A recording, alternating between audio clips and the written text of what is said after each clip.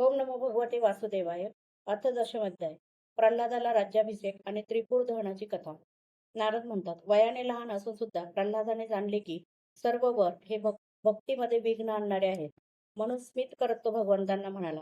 प्रल्हाद म्हणाला, प्रभो, मी जन्मताच विषय भोगात आसक्त झालेलो आहे. आता पुन्हा मला या वरांच्या लोभात पाडू नका. त्या भोगांच्या संघाला भिवून व त्यांचा वीट येऊन मुक्तीच्या अभिलाषेनेच मी आपल्याला शरण आलो आहे. भगवान, माझ्यामध्ये भक्तांची लक्षणे आहेत की नाही हे जाणून घेण्यासाठीच आपण आपण आपल्या भक्ताला वरदान मागण्याची प्रेरणा दिली आहे. हे विषयभोग हृदयाच्या अज्ञानाची गाठ अधिकच मजबूत करणारे आणि जन्ममृत्यूचे कारण आहेत. हे जगदूद्वारा या बाबतीत परीक्षा पाहण्याशिवाय दुसरे काही कारण दिसत नाही. कारण आपण दयाळू आहात. जो सेवक आपल्याकडून वर इच्छितो तो सेवक नसून व्यापारी होय. जो स्वामीकडून आपल्या कामनांची पूर्तता करून घेऊ इच्छितो तो सेवक नव्हे, आणि तो जो त्याच्यावर सत्ता गाजवण्यासाठी त्याच्या कामना पूर्ण करतो तो स्वामी नव्हे. मी आपला निष्काम सेवक आहे आणि आपण माझे निरपेक्ष स्वामी आहात. राजा आणि सेवक यांचा कारण परत्वे जसा स्वामी सेवक असा संबंध असतो, तसा तर तुमचा व माझा संबंध नाही. हे वर देणाऱ्यांचे शिरोमणी स्वामी, मी मागेल तो वर आपण मला देऊ इच्छित असाल तर माझ्या हृदयात कधीही कोणत्याही कामनेचे बीज अंकुरितच होऊ नये, हा वर दे. हृदयामध्ये कोणत्याही कामनेचा उदय होताच इंद्रिये, मन, प्राण, देह, धर्म, धैर्य, बुद्धी, लज्जा, लक्ष्मी, तेज, स्मृती आणि सत्य ही सर्व नष्ट होतात. हे कमलनयन, ज्यावेळी मनुष्य आपल्या मनात घर करून राहिलेल्या कामनांचा त्याग करतो, त्याच वेळी तो भगवत स्वरूपाला प्राप्त होतो. भगवान, आपल्याला नमस्कार असो. आपण सर्वांच्या हृदयात विराजमान असलेले उदार व स्वतः परब्रह्म परमात्मा आहात. अद्भुत नृसिंह रूपधारी श्रीहरींच्या चरणांना मी नमस्कार करतो. श्री नृसिंह म्हणाले, तुझ्यासारखे माझे अनन्य भक्त या किमान परलोकातील कोणत्याही वस्तूंची कधीही इच्छा करीत नाही. तरी सुद्धा एक मन्वंतरापर्यंत तो दैत्याधिपतींचे सर्व विषय भोग. सर्व प्राण्यांच्या हृदयामध्ये यज्ञभोक्ता ईश्वर एकटा मीच आहे. त्या माझी तू आपल्या हृदयात स्थापना कर आणि तुला प्रिय असणाऱ्या माझ्या कथा ऐकत माझीच आराधना कर आणि अशा प्रकारे आपल्या प्रारब्ध कर्माचा क्षय कर. भोगांच्या द्वारे पुण्यकर्माचे फळ आणि निष्काम पुण्यकर्मांनी पापांचा नाश करून देवलोकांनी सुद्धा गावी अशी पवित्र कीर्ती जगात पसरवून योग्य वेळी शरीराचा त्याग करू बंधनातून मुक्त होऊन तू माझ्याकडे येशील. तू केलेल्या माझ्या या स्तुतीचे जो मनुष्य संकीर्तन करील आणि त्याच वेळी माझे आणि तुझे स्मरण सुद्धा करील तो कर्मबंधनातून मुक्त होईल. प्रल्हाद म्हणाला, महेश्वरा, आपण वर देणाऱ्यांचे स्वामी आहात. आपल्याकडे मी आणखी एक वर मागतो. आपले ईश्वरी तेज आणि शक्तिमान चराचर गुरु असलेल्या आपणास माझ्या पित्याने जाणून न घेता आपली निंदा केली. हा विष्णूने आपल्या भावाला मारले. अशा खोट्या कल्पनेने माझे वडील क्रोधावेग आवरू शकले नाहीत. म्हणूनच त्यांनी आपला भक्त असल्या कारणाने माझ्याशी द्रोह केला. हे दीनबंधू, आपली दृष्टी पडताच जरी ते पवित्र झाले असले तरी सुद्धा मी आपणास प्रार्थना करतो की सहज नाश न पावणाऱ्या दुष्टर दोषांपासून माझे वडील शुद्ध व्हावे. श्री भगवान म्हणाले, हे निष्पाप प्रल्हादा, तुझे वडील त्यांच्या 21 पिढ्यांतील पितरांसह पवित्र झाले, कारण कुळाला पवित्र करणारा तुझ्यासारखा पुत्र त्यांना झाला. माझे शांत, समदर्शी आणि सदाचारी भक्त जेथे जेथे निवास करतात ते देश पापांची खाण असले तरी पवित्र होऊन जातात. दैत्यराज, माझ्या भक्तिभावामुळे ज्यांच्या सर्व कामना नष्ट झाल्या आहेत ते लहान मोठ्या कोणत्याही प्राण्याला कोणत्याही प्रकारे त्रास देत नाहीत, कारण त्यांचा सर्वांच्या बद्दल आत्मभाव निर्माण झालेला असतो. जगात जे लोक तुझ्यावर प्रेम करतील ते सुद्धा माझे भक्त होतील. माझ्या सर्व भक्तांचा तो आदर्श आहे. माझ्या शरीराचा स्पर्श झाल्याने तुझे वडील पूर्णपणे पवित्र झाले असले तरी तू त्यांची अंत्येष्टी कर. तुझ्यासारख्या मुलांमुळे त्यांना उत्तम लोकांची प्राप्ती होईल. वत्सा, तू आपल्या पित्याच्या गादीवर बस आणि वेदज्ञ मुनींच्या आज्ञेनुसार माझी ठिकाणी मन ठेवून आणि मला शरण येऊन माझ्या सेवेसाठीच आपली सर्व कर्मे कर. नारद म्हणतात, युधिष्ठिरा, भगवंताच्या आज्ञेनुसार प्रल्हादाने आपल्या पित्याचे क्रियाकर्म केले. त्यानंतर श्रेष्ठ ब्राह्मणांनी त्याला राज्याभिषेक केला. याच वेळी देव, ऋषी इत्यादींसह ब्रह्मदेवांनी भगवान नृसिंह प्रसन्न वदन आहेत असे पाहून पवित्र वचनांनी त्यांची स्तुती करून त्यांना म्हटले.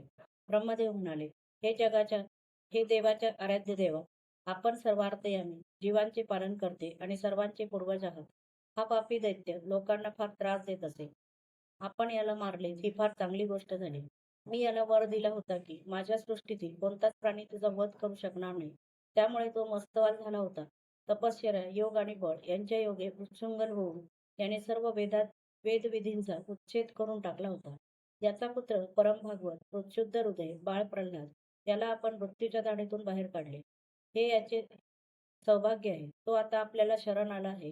ही सुद्धा मोठी आनंदाची गोष्ट आहे.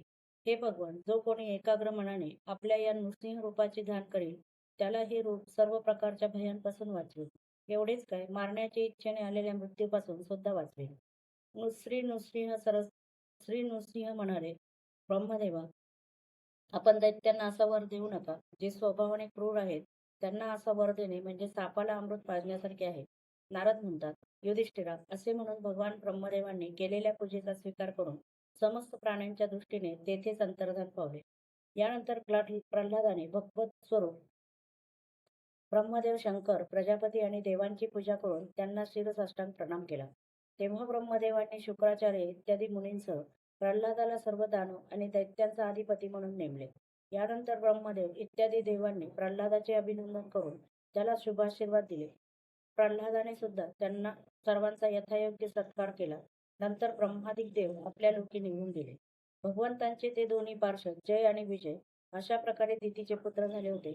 वैभवाने त्यांच्या हृदयात राहणाऱ्या भगवंतांनी त्यांना मारले. ऋषींनी दिलेल्या शापामुळे ते पुन्हा कुंभकर्ण आणि रावणाच्या रूपाने राक्षस झाले. भगवान श्रीरामांच्या पराक्रमामुळे त्यावेळी त्यांचा अंत झाला. युद्धामध्ये भगवान रामांच्या बाणांनी त्यांचे हृदय विदीर्ण झाले. तेथेही पडल्या पडल्या पूर्वजन्मीप्रमाणे भगवंतांचे स्मरण करीत करीत त्यांनी आपले शरीर सोडले.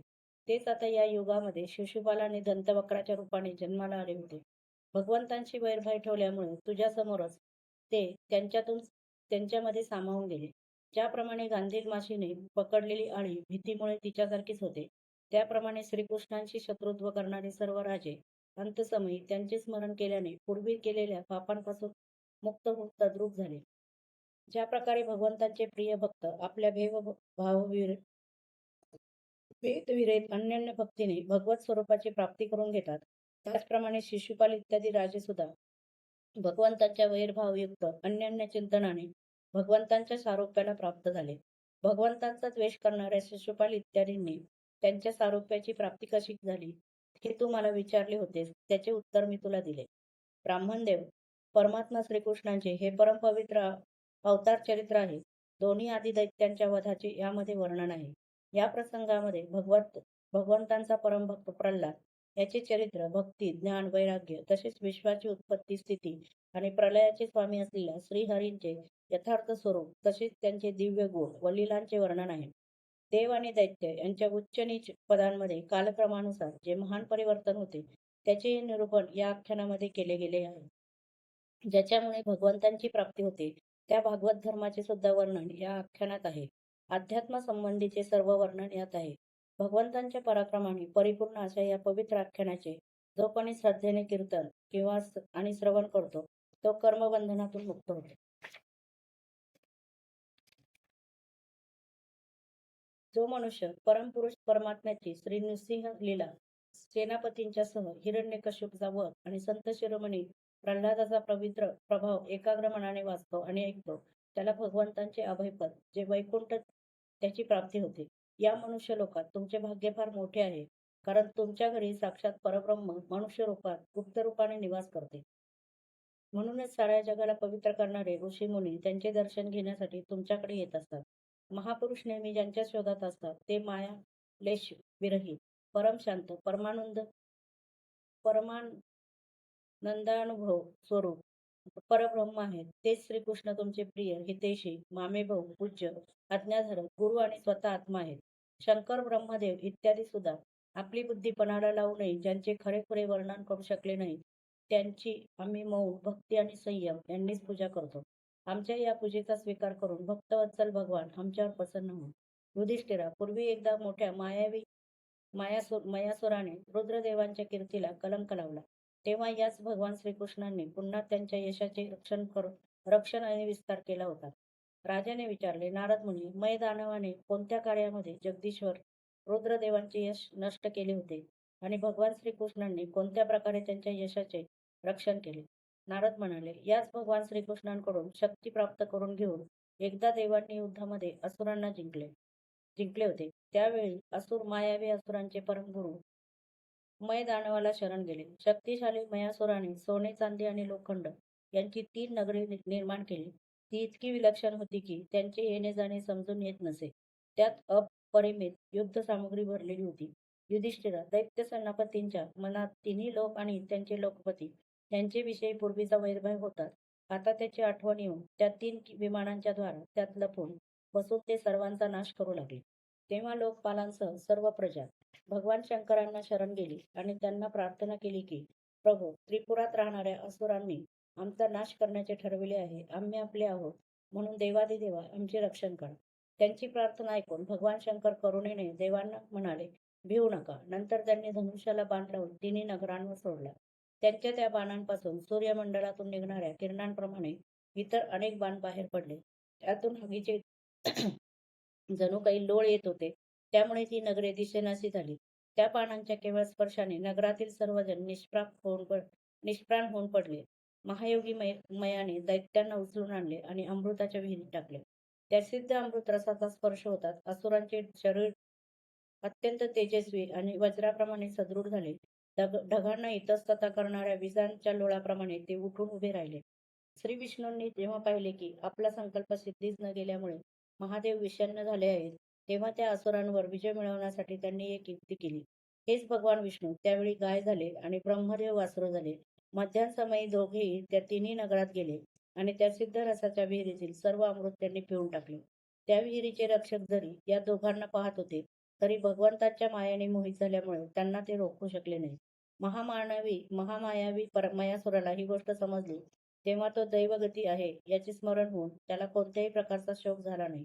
शोक करणाऱ्या अमृत रक्षकांना तो म्हणाला, देव, असुर, मनुष्य किंवा कोणताही प्राणी स्वतःसाठी, दुसऱ्यासाठी किंवा दोघांसाठी जे प्रारब्धाचे विधान असेल ते बदलू शकत नाही. त्यानंतर भगवान श्री विष्णूंनी आपल्या शक्तीच्या द्वारा भगवान शंकराच्या युद्धाची सामग्री तयार केली. त्यांनी धर्मापासून रथ, ज्ञानापासून सारथी, वैराग्यापासून ध्वज, ऐश्वर्यापासून घोडे, तपश्चर्येपासून धनुष्य, विद्येपासून कवच, क्रियेपासून बाण आणि आपल्या इतर अनेक शक्तींपासून पुष्कळ वस्तू निर्माण केल्या. या सामग्रीने सज्ज होऊन भगवान शंकर रथावर आरूढ झाले आणि त्यांनी धनुष्य बाण धारण केले. अभिजित मुहूर्तावर भगवान शंकरांनी धनुष्यावर बाण चढविला आणि त्या तिन्ही दुर्भेद पुरे भस्मसात करून टाकली. युधिष्ठिरा, त्याच वेळी स्वर्गात दुदुंबी वाजू लागल्या. शेकडो विमानांची गर्दी झाली. देव, ऋषी, पितर आणि सिद्धेश्वर आनंदाने जय जयकार करीत पुष्पवर्षाव करू लागले. अप्सरा नाचू आणि गाऊ लागल्या. युधिष्ठिरा, अशा प्रकारे त्या तिन्ही पुरांना जाळून भगवान शंकर त्रिपुरारी झाले आणि ब्रह्मादिकांनी केलेली स्तुती ऐकत आपल्या धामाकडे निघून गेले. आत्मस्वरूप जगद्गुरु भगवान श्रीकृष्ण आपल्या मायेने अशा प्रकारे ज्या मनुष्यासारख्या लीला करतात, त्याच अनेक लोकपावन लीलांचे ऋषी गायन करतात.